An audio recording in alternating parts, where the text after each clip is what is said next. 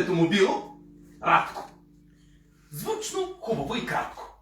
Имал къща на брега. Имал лодка с весла. А пък бабата добра. Ставай, Радко! Ставай!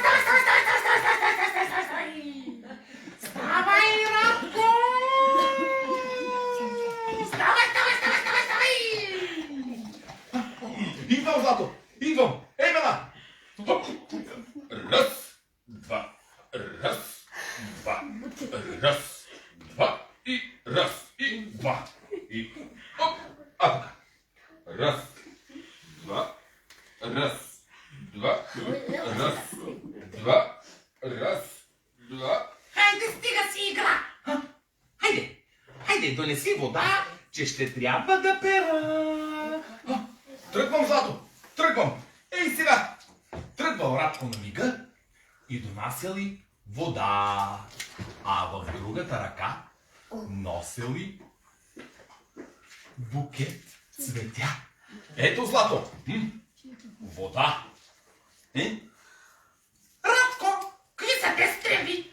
Той за манджа не върви. Носят и букет и клика, маргаритки, пероника. Ни е лапът, ни спамак. Как да ги работя? Как? Има чуден аромат.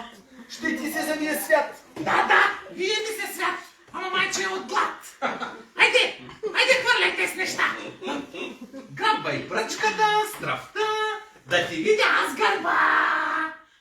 Тръгвам, Злато, тръгвам. Ей сега. Досадник. Май замина. Ох, маничко ще си почина. Че глупакът ме наежи, като стадо таралежи с тия глупави братвежи. Имат чуден аромат. Бошки пак ме хващаят, а не бива. То е зле. Гнева хубостта яде, като огън сухи съчки, а от той излизат бръчки.